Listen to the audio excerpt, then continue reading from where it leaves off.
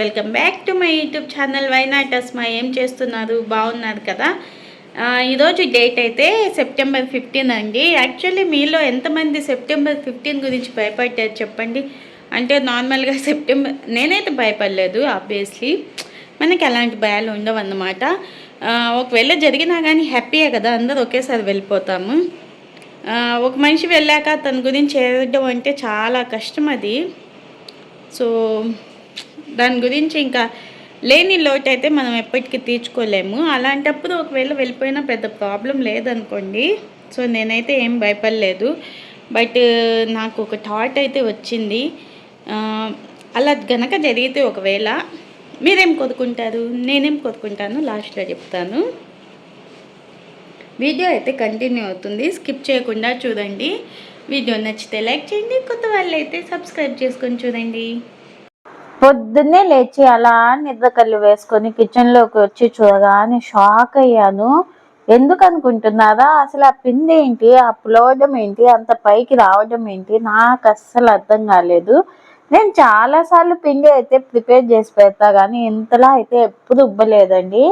ఎందుకో తెలియదు కానీ మంచిగా వచ్చింది పిండి అయితే. దోశలు కూడా చాలా టేస్టీగా వచ్చాయి. అందుకే ఇలా వచ్చినప్పుడు దోశ పిండి మనం వెంటనే కొద్దిగా మనకు కావాల్సినంత బయట ఉంచుకొని మిగిలింది ఫ్రిడ్జ్లో పెట్టేయాలి. అలా పెట్టకపోతే ఉన్న పిండి మొత్తం పులిసిపోయే ఛాన్స్ అయితే ఎక్కువ ఉంటుంది. నాకు కిచెన్లో మోస్ట్ సాటిస్ఫైయింగ్ థింగ్ అంటే ఇదొక్కటే అన్నమాట, చలికాలంలో కాదు. ఎందుకంటారా? చలికాలంలో ఆ చల్లని ఫ్రిడ్జ్లో పాలల్లో చేయి పెట్టాలంటే నా వల్ల అస్సలు కాదండి. నాకు చల్లగా చేతికి తగిలితే మొత్తం చేయి దగ్గర నుంచి మెదడు దాకా అదో రకంగా అయిపోతుంది అనమాట. ఇంకా పాలల్లో అయితే మీగడని తీసి పెట్టాను. మీగడ అయితే తీస్తున్నాను కానీ దాన్ని ఇంకా నేనైతే నెయ్యిలాగా ప్రిపేర్ చేయలేదు. తొందరగా అయితే ప్రిపేర్ చేయాలి, లేట్ అయిపోయింది ఈసారి.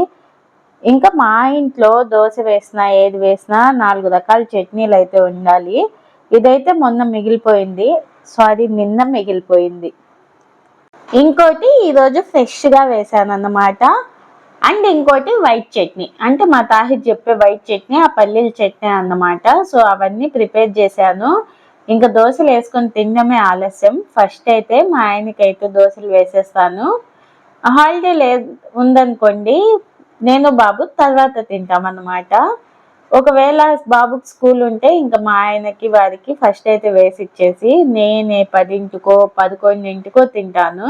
నాకెందుకో తెలియదు కానీ బ్రేక్ఫాస్ట్ అయితే కంపల్సరీ తింటా, కానీ ఎంత లేట్గా తింటే అంత ప్రశాంతంగా అనిపించింది. ఎండలు ఏంటండి బాబు, అస్సలు మండిపోతున్నాయి. ఎండాకాలంలో కూడా మాకు ఇంత సెగ తగలలేదు, కానీ ఇప్పుడు సెగగాలి వస్తుందండి లోపలికి. అసలు ఇదేం కాలం? ఎండాకాలం, చలికాలం, వర్షాకాలం, పోయే కాలం, నాకు అసలేం అర్థం కావట్లా. ఊరికే కాదు, పెద్దవాళ్ళు చెప్పింది కలికాలంలో చాలా వింతలు చూస్తామని. ఆ వింతల్లో ఇది కూడా ఒక వింతేమో. ఏ సీజన్కి ఆ సీజన్ ఉండట్లేదు. ఎండాకాలంలో వర్షాలు పడతాయి, వర్షాకాలంలో ఎండలు వస్తాయి, చలికాలంలో వర్షాలు వస్తాయి. అసలు డిఫరెంట్ అయిపోయింది. మనం చిన్నప్పుడు కొంచెం నయం కదా, అంటే ఏ సీజన్ అంటే ఆ సీజన్ గడిచేది. ఇప్పుడు అలా లేదు. సీజన్ని బట్టి మనం కాదు కానీ మనల్ని బట్టి సీజన్స్ అలా అయిపోయాయి. ఇంకా లేచినప్పటి నుంచి ఉండే పనే ఉందండి. వండురు, కరుగురు, తినురు, మళ్ళీ వండురు, కరుగురు, తినురు. ఎంత వండుతామో అంత తిన్నారమా, ఆ తర్వాత కరిగామా అరిగేదాకా అన్నట్టు ఉంటుంది సిచ్యువేషన్. పని అంటే ఎవరి చేతైనా చేయించుకోవచ్చు ఈ పని. బట్ నాకేంటంటే అలవాటు తప్పిపోయింది. అసలు ఒకప్పుడు నేను పెట్టుకొని పని చేసే వాళ్ళని చాలా చాలా చాలా సఫర్ అయ్యానండి. అంటే మనకి పని చేసే అలవాటు తప్పిపోతుంది. వాళ్ళు ఏం చేస్తారు, అప్పుడప్పుడు సడన్గా ఈరోజు నేను రాలేను అని చెప్తారు. అంటే ముందు రోజు చెప్తే మనం అన్నీ క్లీన్ చేసుకుంటాం, కానీ అదే రోజు మేము రాము అని చెప్తారు. అది కూడా మనం ఫోన్ చేసి అడిగితే వాళ్ళు చెప్తారన్నమాట. అప్పుడేమవుతుంది, అసలే అలవాటు తప్పిపోయింది. గిన్నెలు చూస్తే ఇంకా వాళ్ళు వస్తారు కదా అని అన్నీ పేర్చేస్తుంటాం. ఇంకా కడిగేసరికి మన పని అయిపోతుంది. అదొక టెన్షన్ లాగనమాట. ఎప్పుడైనా ఇంక వర్షం పడుతుంది, మనకి అర్జెంటుగా పని కావాలన్నప్పుడు వాళ్ళు ఖచ్చితంగా ఆ రోజు లేట్ అవుతుంది. సో ఇలాంటివన్నీ చూసి చూసి చూసి నేను ఇంకా పని వద్దులే ఎవరి చేత చేయించుకోవద్దని నేనే చేసుకుంటాను అన్నమాట మొత్తం పని. మీలో ఎవరైనా ఇలా రిలేట్ అవుతారా? అంటే వాళ్ళని పెట్టుకున్నప్పటి నుంచి పని చేయడానికి ఇంకొంచెం టెన్షన్ ఎక్కువైపోయి బీపీలు ఎక్కువైపోతుంటాయి కదా, అలా ఎవరైనా రిలేట్ అయ్యే వాళ్ళు ఉన్నారా అండి? అంటే వాళ్ళని తప్పు పట్టడానికి లేదు. ఇప్పుడు మనం కూడా ఏదైనా చోట ఆఫీస్లో ఆర్గనైజేషన్లో వర్క్ చేస్తుంటే మనకు కూడా సడన్ గా ఏదో ఒకటి అవసరం అయితే పడిద్ది. సో కాకపోతే ఏంటంటే ఇంకా అంతే, అలా చెప్పుకుంటాం అంతవరకే కానీ ఎవరి ప్రాబ్లం వాళ్ళది, ఎవరి వర్క్ వాళ్ళది అన్నట్టు. సీజన్ కానీ సీజన్లో పుచ్చకాయ తింటున్నాం. ఆ తినటం వల్లేనేమో జలుబు అయితే చేసింది. అంటే సీజన్ కానీ సీజన్లో పుచ్చకాయ తినడం వల్ల వచ్చే నష్టం లేదు, కానీ దాన్ని ఫ్రిడ్జ్లో పెట్టి చల్లగా తినడం వల్ల ఆల్రెడీ మనకి జలుబు ఉందనుకోండి ఇంకొంచెం ముక్కు పట్టేసిద్ది అనమాట. కాకపోతే జలుబు లేని వాళ్ళకి పుచ్చకాయ తినడం వల్ల జలుబు అయితే రాదు. అర్థమైంది కదా, నోట్ ఇది గుర్తుపెట్టుకోండి. అంటే ఉన్న వాళ్ళు తింటే వాళ్ళకి ఎక్కువ సింటమ్స్ ఉంటాయి, కానీ అసలు జలుబు లేని వాళ్ళు పుచ్చకాయ తినడం వల్ల జలుబు అయితే చేయదు. జలుబు అనేది మనకి గాలిలో ఉండే ఒక వైరస్ వల్లే అటాక్ అయ్యిద్దండి. అది ఒకళ్ళ నుంచి ఒకళ్ళకి స్ప్రెడ్ అవ్వడం వల్లే అది అటాక్ అయ్యిద్ది అనమాట. ఇంక ఈ పనులన్నీ కంప్లీట్ అయ్యేసరికి మా హస్బెండ్ అయితే చికెన్ తెచ్చారు. చికెన్ తేవడం ఏమో కానీ ఒక్కో పీస్ క్లీన్ చేసేసరికి నా నడుములు అయితే నొప్పులు వచ్చేస్తాయండి. అంతలా క్లీన్ చేయకుండా ఎలా అనుకున్నా కానీ అంతలాగే క్లీన్ చేస్తాను నేను. అదొక అంటే ఓసిడి అనుకోండి, అదొక ఓసిడి. స్మెల్ పోవాలి, నీళ్లు వైట్గా రావాలి, అన్నిసార్లు వాష్ చేస్తాను అనమాట. అందుకే ఏమైనా పెద్ద పెద్ద ఫంక్షన్స్ పడినా కానీ ఎక్కువ క్వాంటిటీలో చికెన్ ఏమైనా ప్రిపేర్ చేస్తున్నారంటే నేను చాలా ముందు వాష్ చేయడానికి తీసుకుంటా, లేకపోతే అసలు దాని దగ్గరికి కూడా పోను. ఎందుకంటే మనం ఇంకా చికెన్ వాష్ చేసేసరికి టైం అనేది అయిపోతుంది అనమాట. సో అందుకని దగ్గరికి కూడా పోను. మళ్ళీ మటన్ అంతలా వాష్ చేయాల్సిన అవసరం ఉండదు. అంటే మటన్లో చిన్న చిన్న హెయిర్స్ ఉంటాయి కానీ అవి చూసుకుంటే సరిపోతుంది. కాకపోతే చికెన్ ఎందుకో నాకు ఆ స్మెల్ పోయేదాకా వాష్ చేసి నాకైతే ఆ షింకులో నరుములు కూడా పెట్టేస్తాయి. అంతలా వాష్ చేస్తాను అనమాట. ఇంకా కదుగుతూనే ఉంటారు, దాదాపు ఒక 7-8 సార్లు అయితే కదుగుతా ఖచ్చితంగా. మీకైతే ఇదంతా ఫాస్ట్ ఫార్వర్డ్ పెట్టాను కానీ అంత ఫాస్ట్గా అయితే అవ్వదండి. ఇంకా చికెన్ తెచ్చానంటే ఫస్ట్ దాన్ని వాష్ చేసేసి నేను పక్కన పెట్టేస్తా. ఒకటైతే గుర్తుపెట్టుకోండి, నాన్ వెజ్లో ఏదైనా కానీ తెయ్యగానే వాష్ చేసి దాన్ని ఫ్రిడ్జ్లో పెట్టండి. అలాగే తీసుకెళ్ళి ఫ్రిడ్జ్లో అస్సలు పెట్టొద్దు. ముఖ్యంగా చికెన్ అయితే అసలు ఎప్పుడు తీసుకొని రాగానే దాన్ని కవర్ని తీసుకెళ్ళి ఫ్రిడ్జ్లో పెట్టొద్దు. ఎందుకంటే చికెన్లో ఒక టైప్ ఆఫ్ బ్యాక్టీరియా అనేది డెవలప్ అవుతుందంట. అది అయ్యే కొద్దీ మనకి ఫుడ్ పాయిజన్ లాగా కన్వర్ట్ అవుతుంది. సో అందుకని వాష్ చేసి పెట్టుకుంటే అది కొంతవరకు తగ్గుతుంది.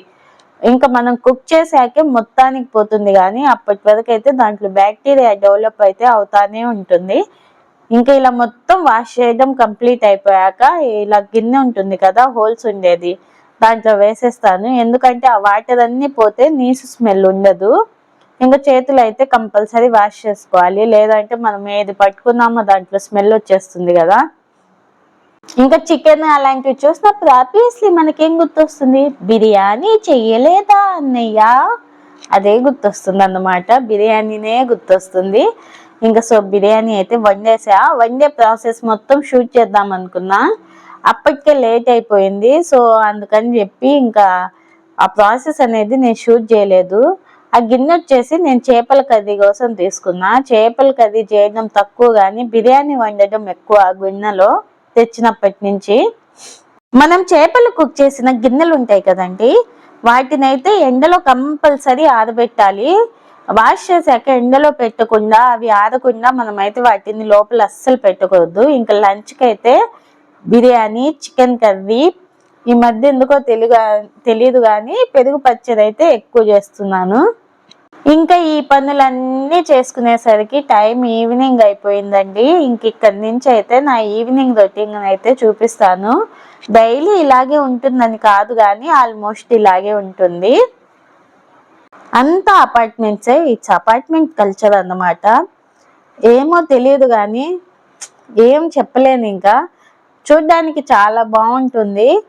ఉండడానికి కూడా చాలా బాగుంటుందండి, చాలా ప్రశాంతంగా ఉంటుంది. కాకపోతే నేనేం మిస్ అవుతున్నానంటే ఏదైనా తెచ్చుకోవాలంటే మాత్రం నెల్లూరు దాకా వెళ్ళాలి. ఆ నెల్లూరు దాకా వెళ్ళి వచ్చేసరికి నా వల్ల కావట్లేదు అన్నమాట. ఈ మధ్య నాకు కొంచెం కొంచెం హెల్త్ ప్రాబ్లమ్స్ అయితే స్టార్ట్ అయ్యాయి.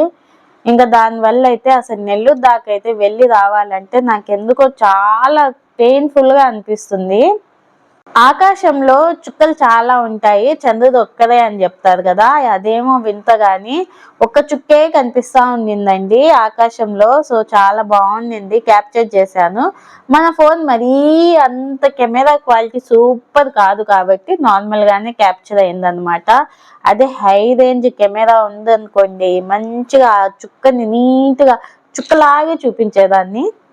నాకు అప్పుడప్పుడు డౌట్ వస్తుంది, నక్షత్రం నక్షత్రం షేప్ లోనే ఉంటుందా, మనం గీస్తాం చూడండి అదే షేప్ లో ఉంటుందా నక్షత్రం, లేదంటే చుక్కలాగా ఉంటుందా?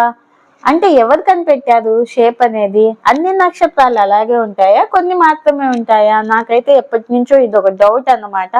ఒక్కసారైనా చూడాలండి నక్షత్రాన్ని అదే షేప్ లో ఉన్నప్పుడు. ఆఫ్టర్నూన్ అనుకోకుండా బిర్యానీ చాలా వండేసాను. ఇంకా అదంతా పడేసే మనసు రాలేదు. నార్మల్గా మేమేంటంటే ఒక పూటకే వండుకుంటాం అన్నమాట, రైస్ బిర్యానీ ఏదైనా. ఇంకా ఈవినింగ్ ఏదో ఒక బ్రేక్ఫాస్ట్ టిఫిన్ అంటే దోశ ఏదో ఒకటి వేసుకొని తినేస్తాము చాలా వరకు. బట్ ఏమైందంటే బిర్యానీ అనేది మిగిలిపోయింది ఎక్కువ వండేయడం వల్ల. సో ఇంకా సర్లే బాబుకి కొంచెం నేను కొంచెం తినేద్దామని చెప్పి బిర్యానీని అయితే వేడి చేయడానికి పెట్టేసా. వేడి చేసే ప్రాసెస్ కూడా నాది కొంచెం డిఫరెంట్గా ఉంటుంది, చూడండి మీరు.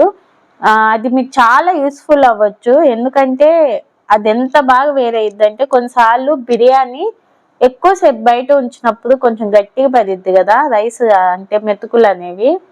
అలా కూడా అవ్వదు, మంచిగా వచ్చిద్ది. ఏం లేదండి, కింద ఒక పెద్ద గిన్నె తీసుకొని దాంట్లో కొద్దిగా నీళ్లు పోసి పైన ఇంకో గిన్నెలో రైస్ వేసేసి పెట్టాలన్నమాట.